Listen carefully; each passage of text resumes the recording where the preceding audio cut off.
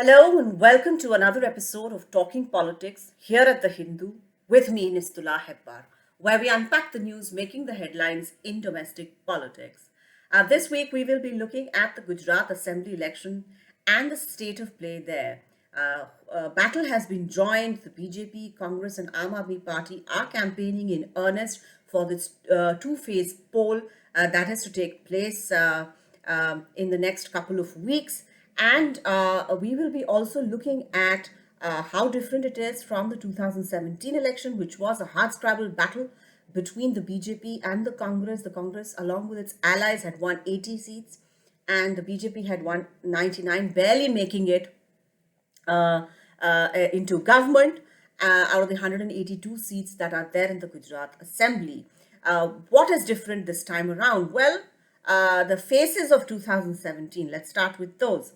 Hardik Patel, who was at the head of the Patidar reservation agitation, the Patidar Anamat Andolan, as they called it, who hammer and tongs went after the BJP government in the 2017 election, then was in the Congress for some time, is now fighting from Viramgam on a BJP ticket. He joined the party a few months ago and has been given a ticket to fight from Viramgam. Alpesh Thakur, belonging to the powerful Thakur community, which is basically the mainstay of support for the Congress party, and he was an important face for the Congress party. And instead of Radhanpur, he's now fighting from Gandhinagar South, and both these people have now moved to the BJP.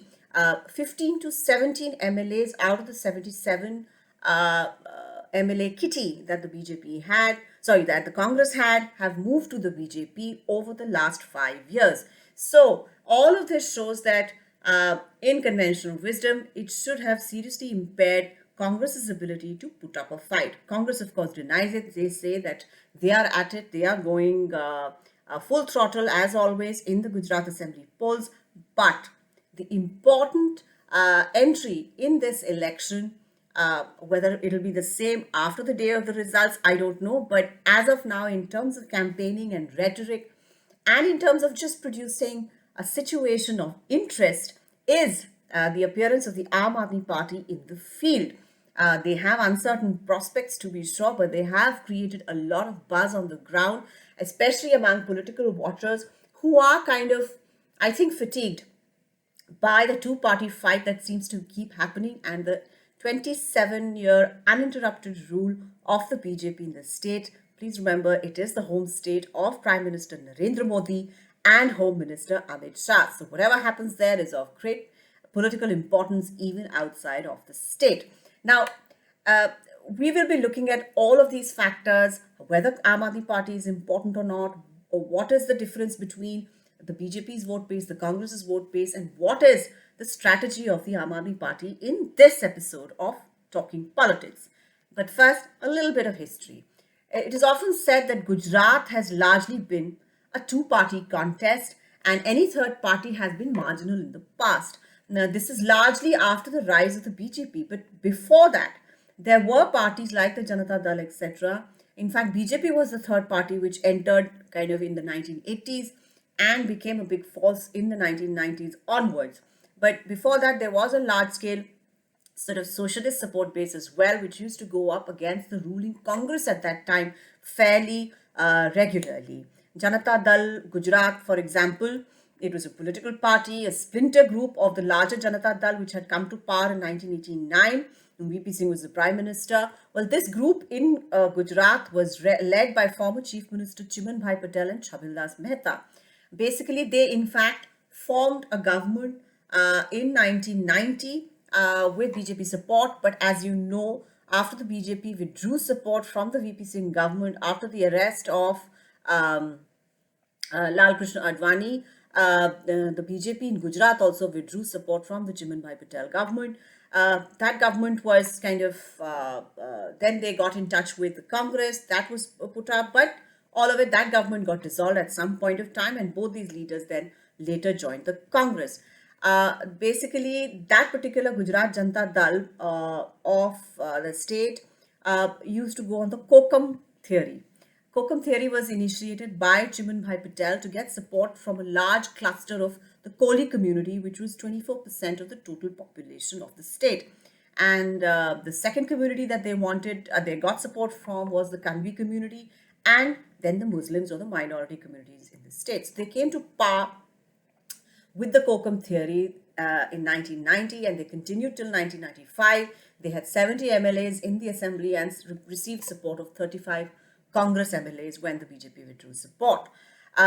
Basically, in any case, the BJP has since 1995-96 held power uninterruptedly, and therefore, I just wanted to give you a little bit of a background that the entry of a third party or a third force is not unheard of in the history of Gujarat, the political firmament. But even then, the strategy of the Aam Aadmi Party, how they intend to go about challenging a very, very powerful BJP in the state and a very settled Congress in the state, does bear closer examination. And we will be looking into now we will be looking into the strategy of the Aam Aadmi Party, just what they intend to do in terms of wooing voters to their side in what looks like an extremely kind of settled, entrenched kind of community interests with both the BJP and the Congress.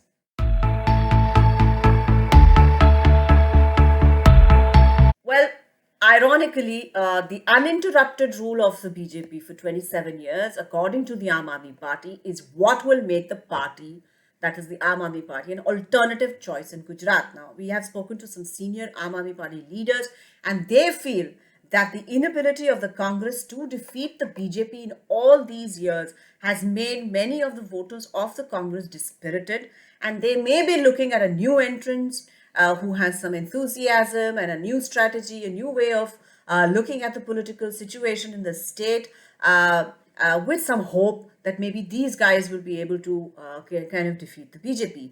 Even in 2017, when the Congress posted a good tally and almost brought the BJP down, the Patel vote, the mainstay of the BJP's base, was upset with the ruling party. Now, some of these voters, especially in this rural belt of Saurashtra, may have shifted to the Congress in the last polls. While that helped the Congress sweep the countryside, it also led to a large amount of counter-polarization. That is, supporters of the Congress who belong to communities like that of the Rajputs and the Thakurs, etc., who were socially in conflict with the Patidar or the Patel community, didn't want to be on the same side as the Patidar communities, and they decided to switch votes, and they said, okay, if the Patidars are going to vote with the Congress, then we are not going to vote with the Congress. We are going to go to the other side, which is the BJP. So it ultimately turned out to be a zero-sum game, but in some seats, this kind of a counter-polarization, which helped BJP, was useful for the BJP party. Former Deputy Chief Minister Nitin Patel, who won from Mehsana, which was considered the epicenter of the Patidar reservation agitation, is reported to have managed to win because of such counter-polarization that happened. So if the Patels move to the Congress, all the communities who were with the Congress in the past, but had a socially difficult relationship with the Patidar community, switched to the BJP. Well, as a new party, this is what Aam Aadmi Party says, that we've seen all of this happening, and we feel that as a new party, without baggage of the past or standing with any particular community and alienating any other, we have a good chance of attracting voters who are tired of the BJP, voters who are with the BJP but feel, okay, 27 years, a lot of time has been given, we should get it back. We should now look at some other alternatives, etc., especially the young people who have seen a whole generation has gone by which has not seen anything other than BJP rule, may feel a fatigue factor and may switch. And even in the Congress, people who feel that this party has not been able to get its act together even after so many years to defeat the BJP should be put aside and another party given a chance. This is the interstices of interests that the Aam Aadmi Party wants to exploit. It is going into the polls, it is going into the campaign with its government in two states, Delhi and Punjab. Some models of the Aam Aadmi Party model of schooling, free electricity, and free public transport, etc. All of this together is a package, and the Aam Aadmi Party feels that in terms of campaign rhetoric, this should be good enough for them to make an entry. The Aam Aadmi Party also has basically the image of being looked at as an alternative by both the majority and minority communities in states where it is in power. And therefore, it also helps the Aam Aadmi Party score over the perception around the Congress that has been created in the last few years, that it is more than generous towards the minority communities and therefore not so generous towards the majority community, takes the vote for granted, etc. And so Hindus, Muslims, Hindu communities and Muslim communities and other what do you call it, other minority communities like the Sikhs in Punjab have voted for the Aam Aadmi Party. So that makes it a nice little package for them to go into the Gujarat election. Specifically, the Aam Aadmi Party has targeted young Patidar voters in this category. About the young voters, the entire generations who have basically not seen anything but BJP rule. The Aam Aadmi Party has inducted leaders like Alpesh Kathiria and Dharmik Malavia from the Patidar reservation agitation that happened a few years ago during the last election especially, and they have basically called them over. These two leaders seem to have a good amount of appeal among young Patidar voters, which the Aam Aadmi Party wants to capitalize on. Now, in fact, Alpesh Kathiria has been given the seat of Varcha Road, and people are saying that it is probably the only seat where the Aam Aadmi Party has a realistic chance of winning. And on the other hand, Aam Aadmi Party may also get a good share of votes. Whether that converts into seats is again up in the air. Now, the settled political wisdom in Gujarat was that the BJP did well in the 6 big cities in the state, while the Congress won the rural hinterland, especially if you look at 2017. That is the picture that comes out, leaps out of the map, so to speak. And since the urban centers have more seats and are more densely populated, the BJP ends up winning the elections. Out of 182 seats, they end up winning the majority of the seats. Thus, the AAP has basically broken this, has tried to move away from this rural-urban divide that seems to be constantly putting the Congress in a disadvantage vis-a-vis the BJP. Now, they have identified Surat as one big city where they want to work because they got some success in the local body elections, the urban local body elections there. And they've also looked at seats in the countryside where, not just countryside, even in the cities where margins have been very narrow. Margins of victory have been narrow. In these seats, either it is the BJP that has won or the Congress, that doesn't matter, just that the narrowness of the margins makes it a category which the AAP wants to target. So basically, they are going with Surat and marginal seats, 30 seats of which are in Saurashtra, but others as well. And so this is largely the strategy of the Aam Aadmi Party. The other big question coming out of this election, apart from what is the Aam Aadmi Party's strategy, etc., is who will AAP hurt more? Now, the BJP or the Congress? Now, this is a question that has been going round and round and round. And of course, we all know that the real answer to this question will only appear on the day of the results. But it doesn't hurt to kind of look at the data around vote shares in this situation. Well, the data from 1995 onwards shows that the BJP has led the Congress by almost 10% vote in all assembly polls. Now, in 1995, BJP had 42.5% of the vote. The Congress had 32.8% of the vote. In 1998, the BJP had 44.8% of the vote. The Congress had 34.8% of the vote. 2002, BJP got 49.8% of the vote. The Congress got 39.2% of the vote. 2007, 49.1%, Congress at 38%. 2012, BJP at 47.8%, Congress at 38.9%.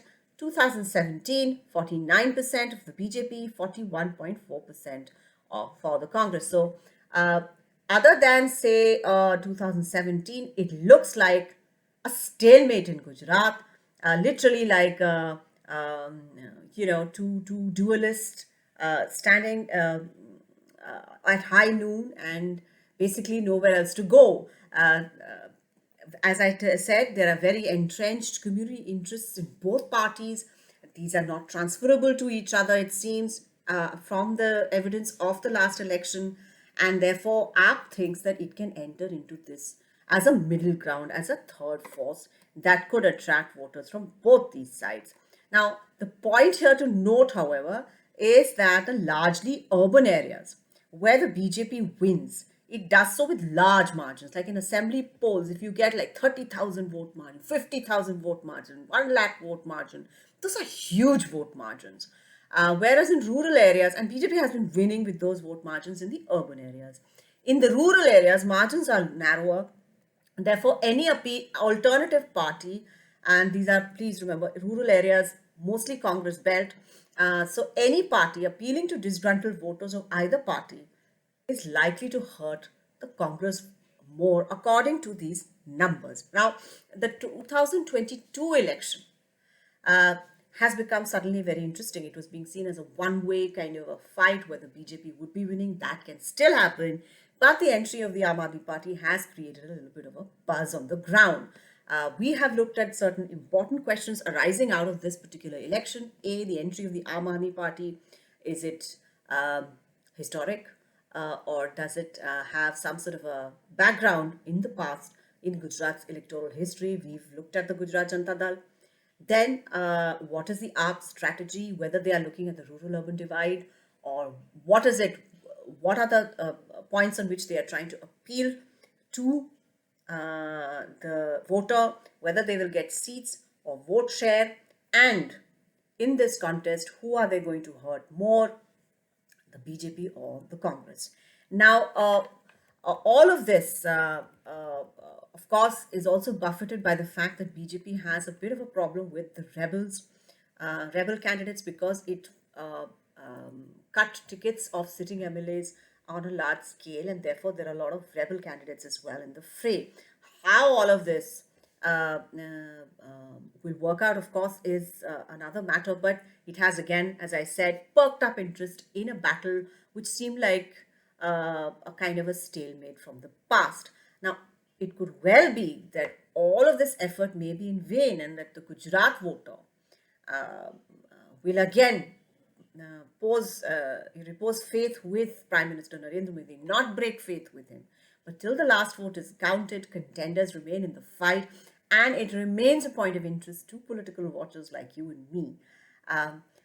This was my little attempt to kind of look at the contest in Gujarat, the interest that has been raised by the third element that has entered into the race. As I said earlier, it's like a little pebble in a settled pond. Let us see what ripples come up out of that. This is all I have for you this week. Thank you so much for watching. I'll see you next week.